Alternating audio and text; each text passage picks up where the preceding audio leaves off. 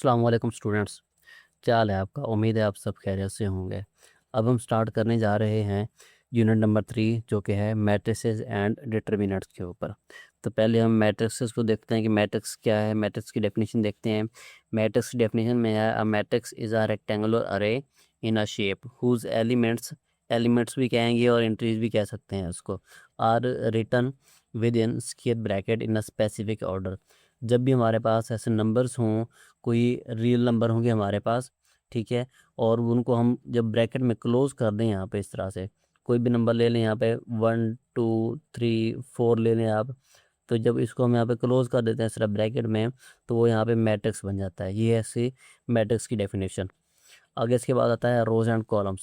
तो मैट्रिक्स में रोज भी होते हैं और कॉलम्स भी होती हैं। अंदर रो क्या है? Entry are entries written in the horizontal line और lines from the row are rows of a matrix.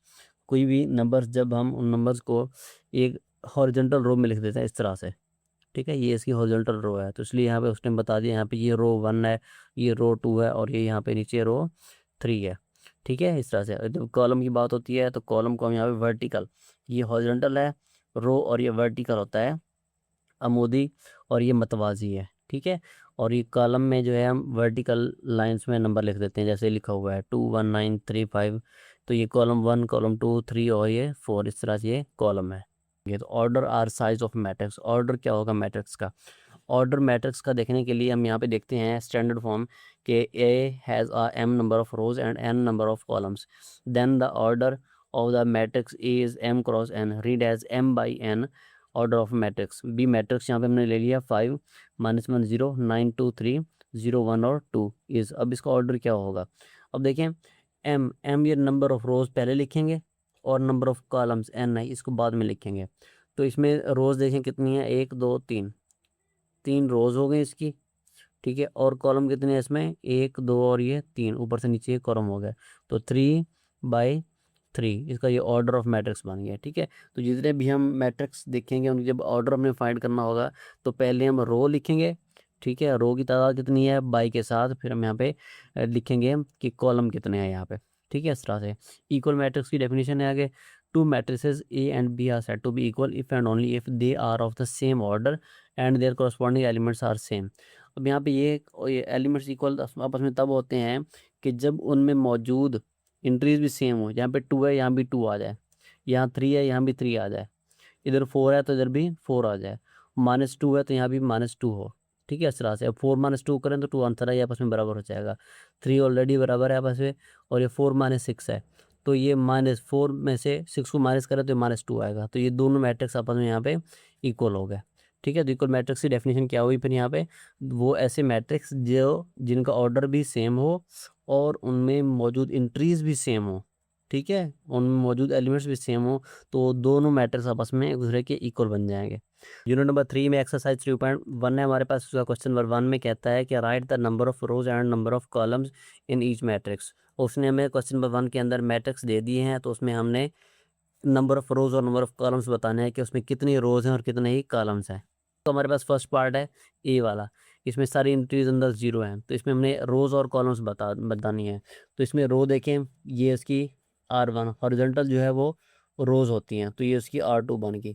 और ये देखें तो ये उसका C1 कॉलम 1 और यहाँ पे ये C2। तो यहाँ पे हम ये लिख देंगे कि 2 rows and 2 columns, 2 rows and 2 columns.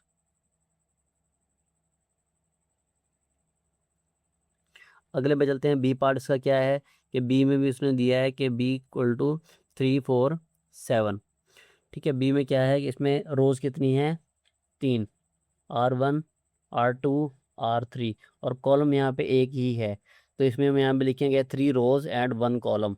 इसकी 3 रोज और 1 कॉलम है, तो वो हमने यहाँ पे लिख दिया है इसका। तो आगे सी पार्ट है इसका, सी में एक ही रो है।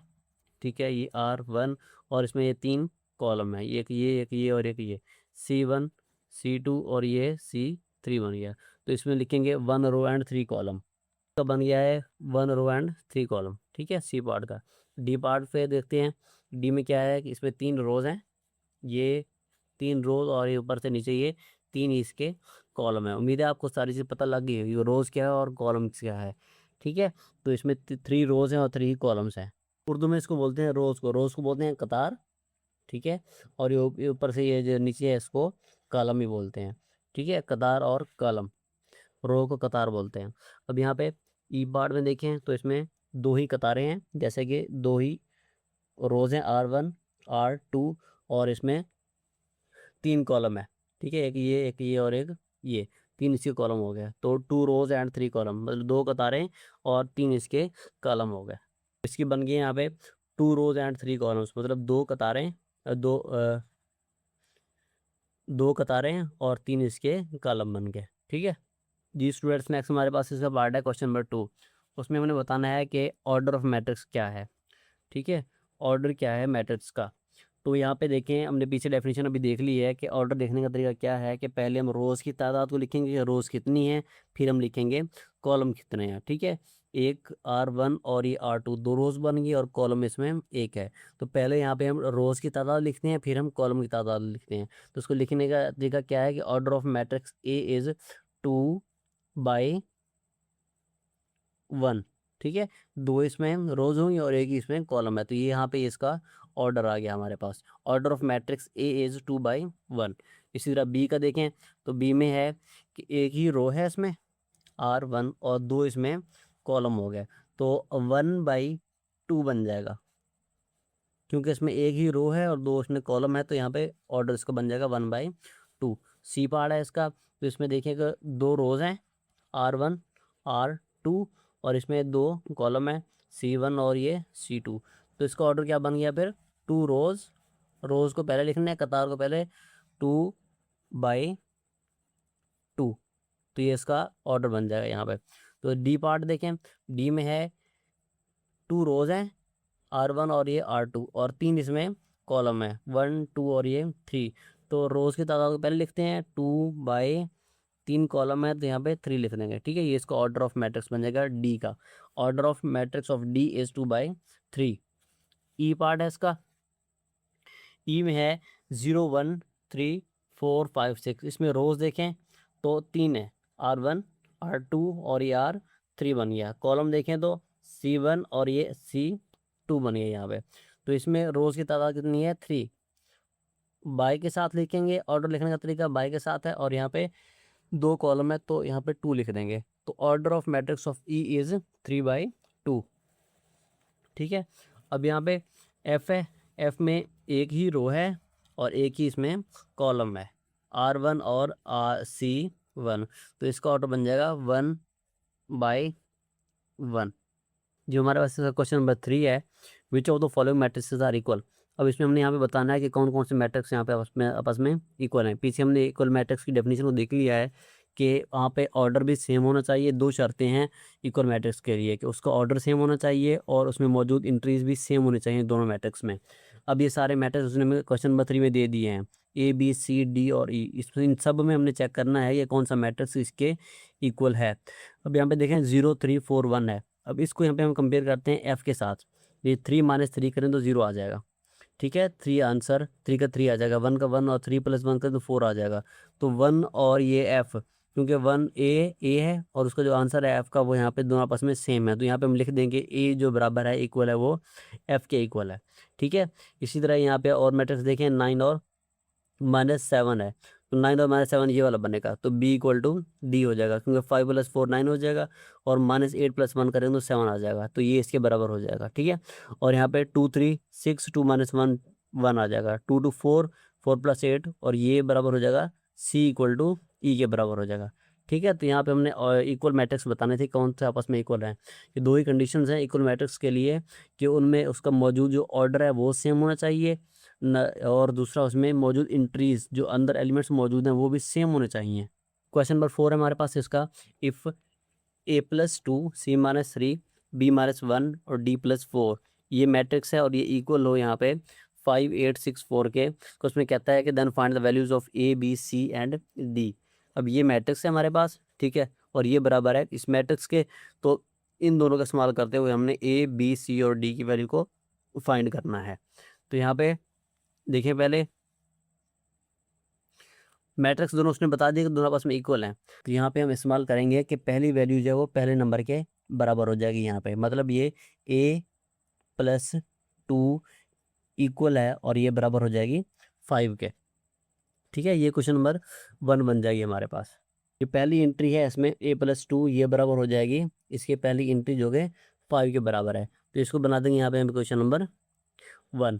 तो दूसरी है वो c-3, दूसरी एंट्री है, दूसरा एलिमेंट है वो यहाँ पे दूसरे एलिमेंट के बराबर हो जाएगा c-3 = 8, ये बन जाएगी क्वेश्चन नंबर 2। इसी तरह थर्ड पे आ जाएंगे तो b-1 = 6 बन जाएगा, b-1 = 6, और d+4 ये बराबर हो जाएगा 4 के, d+4 = 4। तो इसमें ये क्वेश्चन नंबर 3 और ये क्वेश्चन नंबर 4 बन गई है। तो यहाँ से हमने चारों को इस्तेमाल करके हल करके इनका सोल्यूशन निकालना है। सोल्यूशन में हमें ए, बी, सी और डी की वैल्यू मिल जाएगी। तो पहले हम सॉल्व कर लेते हैं क्वेश्चन नंबर 1 को। तो फ्रॉम क्वेश्चन 1 वही क्वेश्चन है हमारे पास, a+2 = 5।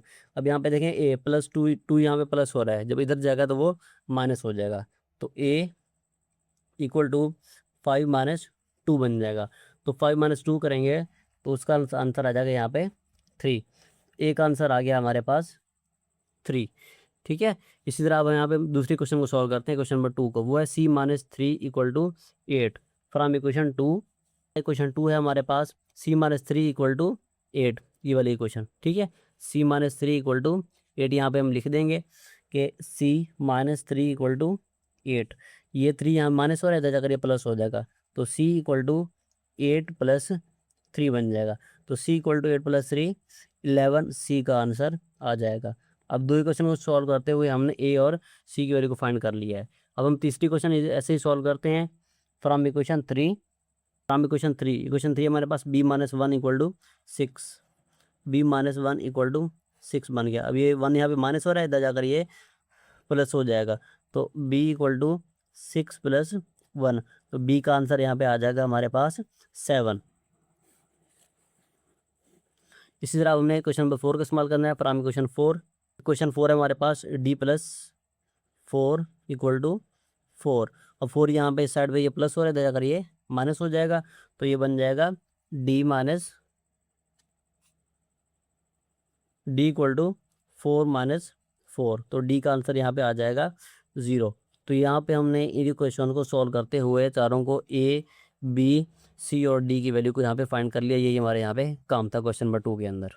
हमारे पास है इसका क्वेश्चन नंबर 5, 2x + 1 4 7 5 इक्वल है 9 4 7 और y की। अब उसने कंडीशन हमें यही दोबारा मेंशन कर दी है यहाँ पे कि ये दोनों मैट्रिक्स आपस में इक्वल है, इक्वल कंडीशन उसने हमें यहाँ पे दे दी है। तो यहाँ पे हमने x और y की वैल्यू को फाइंड करवाना है, जो कि x और ये y की वैल्यू है। ठीक है, तो यहाँ से हम इसको सॉल्व करते हैं। अब कि देखें 2x, x यहाँ पे है इस जगह पे, कि 2x + 1 यहाँ पे वही करेंगे, पहली एंट्री पहले की पुट करेंगे कि 2x + 1 इक्वल बन जाएगा 9 के। इसको कह देंगे क्वेश्चन नंबर 1 है हमारे पास। ठीक है, अब देखें, अब हमारा कंसर्न है दो वैल्यूज के साथ, जो कि x और y है। अब यहाँ पे ना कोई x है ना यहाँ पे y है, तो 4 = 4 ये लिखने की हमें ज़रूरत नहीं है। इधर भी देखें तो 7 है, 7 = 7 ये भी हमें लिखने की ज़रूरत नहीं है, यहाँ पे ना कोई x ना कोई y है। तो 5 इक्वल है y के, तो यहाँ पे हमें डायरेक्ट आंसर मिल जाएगा इसका 5 = y का आंसर। हमें यहाँ पे इसका आंसर डायरेक्ट मिल गया है। अब हम क्वेश्चन नंबर 1 को सॉल्व कर लेते हैं। ठीक है, क्वेश्चन नंबर 1 है हमारे पास फ्रॉम क्वेश्चन 1 है हमारे पास 2x + 1 = 9। 1 यहाँ प्लस और इधर जाकर ये माइनस हो जाएगा, तो 2x = 9 - 1, तो 9 - 1 होगा तो ये 8 बन जाएगा। तो 2x = 8, 8 2 यहाँ पे मल्टीप्लाई हो रहा है, जाकर इधर जाकर ये डिवाइड हो जाएगा, तो ये बन जाएगा x = 8 / 2, 2 × 2 2 2 4 8 बन जाएगा। यहाँ पे x का आंसर आ जाएगा 4। तो ये हमने दो आंसर फाइंड करने थे, x का आंसर यहाँ पे 4 आ गया है, x का आंसर निकालना था, और यहाँ पे दूसरे जो आंसर है वो है y का है, जो कि 5 के इक्वल है। नंबर 6 है हमारे पास। अब इफ़ a + b 2d - 1 और 3b + 2 4 = 10 5 11 और c, इस मैट्रिक्स के दोनों आपस में ये बराबर हैं। तो यहाँ से हमने a b c और d की वैल्यू को फाइंड करना है। तो यहाँ पे ये भी मैट्रिक्स आपस में दोनों इक्वल हैं। दोनों मैट्रिक्स जब इक्वल हैं आपस में तो इनकी यही कंडीशन बनेगी यहाँ पे। जब दोनों मैट्रिक्स आपस में इक्वल है तो इनकी भी यहाँ पे इक्वेशन बन जाएगी A plus B equal to 10 बन जाएगा। तो इसको हम यहाँ पे क्वेश्चन नंबर 1 का नाम दे देंगे। ठीक है, दूसरी क्वेश्चन बन जाएगा 2D minus 1 equal to 5। 2D minus 1 equal to 5, ये बन जाएगा क्वेश्चन नंबर 2। तीसरी में भी ये होगा 3B plus 2 equal to 11। 3B plus 2 equal हो जाएगा ये 11 के। और तीसरी क्वेश्चन बन जाएगी ये हमारे पास। चौथी है 4 equal to C। 4 equal to C। तो इसका आंसर हमारे पास डायरेक्ट आ गया, जो कि ऊपर हमारे पास बनी है। 3 क्वेश्चन बनी है। ठीक है, इसको यहाँ पे अब क्या भी दें, क्वेश्चन नंबर 4 है तो इससे कोई हर्ज नहीं है। ठीक है, यहाँ पे हमें C का आंसर डायरेक्ट मिल गया है। बाकी हमने फाइंड करना है A, B और C। A, B और D की वैल्यू C हमें यहाँ से मिल गया है। तो यहाँ पे देखें, जो क्वेश्चन नंबर 1 है ना हमारे पास, उसमें 2 वेरिएबल है, A है और B है। अब इसके अलावा जो 2 क्वेश्चन बची है हमारे पास, एक क्वेश्चन 2 है और ये 3 है, 2D माइनस 1 और 3B प्लस 2। अब इन 2 क्वेश्चन में जो है सिंगल वेरिएबल है। ठीक है, इसमें D है और इसमें B है। अब ये क्वेश्चन हम इसको अभी सॉल्व नहीं कर सकते, क्योंकि यहाँ पे हमें A या फिर B की वैल्यू मालूम होनी चाहिए, तब यहाँ पे हम रिप्लेस करके वैल्यू को, तो हमें दूसरी जो वेरिएबल है A की मिल जाएगी या फिर हमें B की मिल जाएगी। तो पहले मैं सॉल्व करते हैं यहाँ पे क्वेश्चन नंबर 2 को सॉल्व कर लेते हैं। फ्रॉम इक्वेशन 2 दूसरी क्वेश्चन है हमारे पास 2D माइनस 1 इक्वल टू 5। तो यहाँ से हमें मिल जाएगा 2D इक्वल टू 5। ये माइनस है, ये इधर जाकर ये प्लस हो जाएगा, तो ये बन जाएगा 5 प्लस 1। तो 5 प्लस 1 6 बन जाएगा। तो 2D इक्वल टू 6। 2 यहाँ पे मल्टीप्लाई हो रहा है D के साथ, तो इधर जाकर ये डिवाइड हो जाएगा, तो ये D बन जाएगा। D इक्वल टू 6/2 करेंगे तो 2 1 2 2 3 6। तो D का आंसर इधर आ जाएगा, D इक्वल टू 3। अब C और D दो वैल्यूज में मिल गई हैं, एक C की मिल गई है और D की मिल गई है। बाकी हमारे पास दो वैल्यूज बच गई हैं, A की और B की। हम इक्वेशन 3 क्वेश्चन क्या है हमारे पास, 3B प्लस 2 इक्वल है 11 के। 3B प्लस 2 इक्वल है 11 के। तो यहाँ से जो 2 है इधर प्लस हो रहा है, दूसरी साइड में जाकर वो माइनस हो जाएगा। तो 3B इक्वल टू 11 माइनस 2 बन जाएगा। 11 माइनस 2 करेंगे तो ये 9 बन जाएगा। 3B equal to 9। अब 3 जो है B के साथ मल्टीप्लाई हो रहा है, तो जाकर ये डिवाइड हो जाएगा। तो B equal to 9 divided by 3। तो 3 1 3 3 3 9 बन जाएगा। तो B का आंसर यहाँ पे हमारे पास फिर क्या आ गया, इक्वल टू 3 आ गया। अब ये जो B की वैल्यू है, इसको हम क्वेश्चन नंबर 1 में पुट करके वहाँ से हम A की वैल्यू फाइंड कर सकते हैं। ठीक है, B की वैल्यू हमें मिल गई है, वो हम यहाँ पुट करेंगे और यहाँ से हमें फिर A की वैल्यू मिल जाएगी, जिससे फिर हमें चारों वैल्यूज़ का आंसर मिल जाएगा। अब यहाँ पे हम करते हैं कि put B equal to 3 in equation 1। अब इक्वेशन 1 क्या है हमारे पास, इक्वेशन 1 है हमारे पास A plus 2B equal to 10। तो यहाँ पे हम लिख देंगे A plus 2B equal to 10। B की वैल्यू को यहाँ रिप्लेस करेंगे, सॉरी यहाँ पे है A प्लस बी, 2 नहीं है साथ में। तो क्वेश्चन 1 है हमारे पास A plus B equal to 10 है। ठीक है, A plus B equal to 10 यहाँ पे हमने लिख दिया, क्वेश्चन 1 को ले लिया। अब यहाँ पे हम जो B की वैल्यू है उसको यहाँ पे रिप्लेस करवा देते हैं। A प्लस B की वैल्यू है 3 और इक्वल टू 10 है। तो ये 3 प्लस हो रहा है, इधर जाकर ये माइनस हो जाएगा, तो ये बन जाएगा इक्वल टू 10 माइनस 3। तो यहाँ पे 10 माइनस 3 करेंगे तो एक आंसर आ जाएगा 7। अब ये हमें चारों वैल्यूज मिल गई हैं। A का आंसर जो है 7 आया है, B का आंसर 3 है, C का आंसर 4 आया है और D का आंसर 3 आया है यहाँ पे। क्वेश्चन नंबर 7 हमारे पास, if P plus Q 5 11 P minus 2Q equal to 6 11 5 और 0 का, ये दोनों आपस में मैट्रिक्स उसने में दे दिया क्वेश्चन नंबर 7 में, और दोनों बता दिया कि दोनों आपस में इक्वल हैं। जब दोनों आपस में इक्वल हैं तो वहाँ पे हमने P और Q की वैल्यू को फाइंड करना है। यहाँ पे हम पहली एंट्री जो है, यहाँ पे पहला एलिमेंट है, इसको पहले एलिमेंट के बराबर कर देंगे कि P plus Q equal to 6 बन गया। ये बन गया क्वेश्चन नंबर 1 उसकी। दूसरा 5 इक्वल टू 5 लिखने की ज़रूरत नहीं है, क्योंकि इसमें P और Q नहीं है। 11 इक्वल टू 11 लिखने की ज़रूरत भी नहीं है। 11 इक्वल टू 11 भी लिखने की ज़रूरत नहीं है, क्योंकि यहाँ पे कोई P और Q नहीं है। तो बाकी ये बच गया है P minus 2Q equal to zero, तो ये क्वेश्चन बन जाएगी फिर हमारे पास 2 P minus 2 Q equal to 0। तो यहाँ पे दो इक्वेशन बन गए, इनको सॉल्व करके हम पी और क्यू की वैल्यू को फाइंड करेंगे। तो यहाँ पे हम पहले ले लेते हैं इक्वेशन नंबर 2 को, फ्रॉम इक्वेशन 2 है हमारे पास P minus 2 Q equal to 0। 2 Q यहाँ पे माइनस हो रहा है, इधर जाकर ये प्लस हो जाएगा। तो पी इक्वल टू 2 क्यू में मिल गया, इसको आप बेशक कह दें यहाँ पे क्वेश्चन नंबर 3 है। ठीक है, अब हमें पी की एक वैल्यू मिल गई है जो कि 2 क्यू है। अभी हमें पी का आंसर नहीं मिला है, सिर्फ हमें पी की एक वैल्यू मिली है जिसको हमने दोबारा इस क्वेश्चन में 1 में पुट करना है। ठीक है, अब पुट करना है हमने P equal to 2 Q in equation 1। Equation 1 है हमारे पास ये वाली कि P plus Q equal to 6 है। तो इक्वेशन 1 हम यहाँ पे लिखते हैं पहले कि P plus Q equal to 6। इसमें हम क्वेश्चन नंबर जो 2 से हमने वैल्यू ली है वो पी इक्वल टू 2 क्यू है, वो हम यहाँ पे रिप्लेस करवाते हैं। इक्वेशन है हमारे पास P plus Q equal to 6 है। ठीक है, ये क्वेश्चन है। तो पी की जगह पर हम ये 2 क्यू पुट कर देंगे, 2 Q plus Q equal to 6 बन जाएगा। तो यहाँ पे हैं तो 2 क्यू और ये 1 क्यू है, तो 2 और 1 3 क्यू इक्वल टू 0 बन जाएगा। तो यहाँ पे आएंगे तो 3 मल्टीप्लाई हो रहा है, तो जाकर ये डिवाइड हो जाएगा। तो क्यू इक्वल टू 6/3 बन जाएगा, 3 1 3 2। तो क्यू का आंसर हमारे पास यहाँ पे मिल जाएगा 2। अब देखें क्वेश्चन नंबर हमने जो 3 लिखी है उसमें क्यू क्यू है यहाँ पे।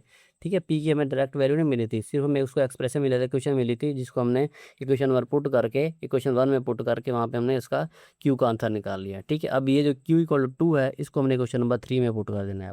अब यहाँ पे हम वैल्यू को पुट करेंगे कि जो क्यू की वैल्यू में वैल्यू निकाली है, यहाँ पे हमने क्यू इक्वल टू 2 इसको हमने पुट कर देना है क्वेश्चन नंबर 3 में। तो यहाँ पे हमने लिख लिया ये कि put Q equal to 2 in equation 3 हमने यहाँ पे लिख ली पी इक्वल टू 2 क्यू है, तो क्यू की वैल्यू यहाँ पे पुट कर देते हैं। तो पी इक्वल टू 2 क्यू की वैल्यू यहाँ पे 2 है, तो 2 2 4 बन जाएगा। तो पी का आंसर यहाँ पे आ गया है 4। तो ये हमें दो वैल्यूज फाइंड करनी थी, पी की और क्यू की। जो पी का आंसर आ गया है 4 और क्यू का आंसर हमारे पास आ गया है 2। तो ये हमारे पास उसका आंसर है। उम्मीद है स्टूडेंट्स आपको ये एक्सरसाइज समझ आ गई होगी। अगर इसमें आपने कुछ पूछना है, कुछ समझनी है, तो आप कमेंट करें या हमारे साथ व्हाट्सएप पर रब्ता करें, इंशाल्लाह आपको इसका रिप्लाई किया जाएगा। तो चैनल के साथ जुड़े रहिए, चैनल को सब्सक्राइब कर दें। जज़ाकल्लाह, अल्लाह हाफिज़।